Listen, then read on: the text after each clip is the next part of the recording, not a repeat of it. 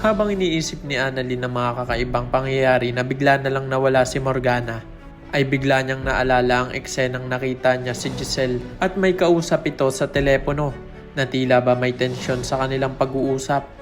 Dahil dito ay nagsimulang magduda si Annalyn na maaaring may kinalaman ng tita Giselle niya sa pagkawala ni Morgana.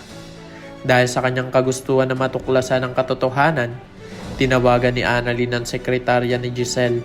Subalit sinabi ng sekretarya na abala ang kanyang boss at hindi siya maaaring makausap. Ngunit hindi nagpaawat si Annalyn at nagpatuloy sa pagtatanong. Pilit na hinihingi ang pagkakataong makausap si Giselle at sa hindi inaasahan ay nadulas ang dila ng sekretarya at nasabi na nasa farm sila, na nagbigay ng ideya kay Annalyn kung saan niya matatagpuan ang kanyang tita. Samantala, si Giselle ay tuwang-tuwa sa kanyang ginawa.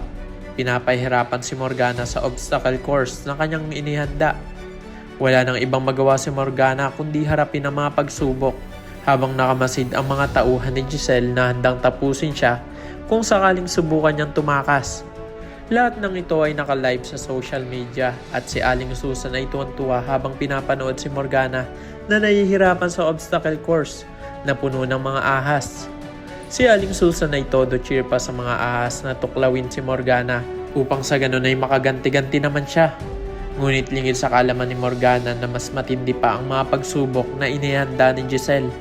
Mga plano na sumasalamin sa kanyang matinding galit sa pagkamatay ng kanyang tatay at sa lahat ng kasalanan ni Morgana, gaya na lamang ng pagpapatalsik sa kanya bilang CEO ng Apex. Kasabay naman ang pagpapahirap kay Morgana ay kasama na rin sa plano ni Giselle na paaminin nito na siya rin ay si Moira upang sa ganun ay maisuplong na siya sa mga pulis at pagbayaran ang mga patong-patong na kasong kinaharap niya.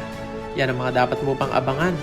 Kaya naman kung isa ka rin sa mga nagnanais na sana naman ay mapaamin na si Morgana na siya rin ay si Moira, ay click naman ang like at subscribe button para updated ka lagi sa mga susunod pang magaganap sa abot kamay na pangarap. Maraming salamat sa iyong panonood.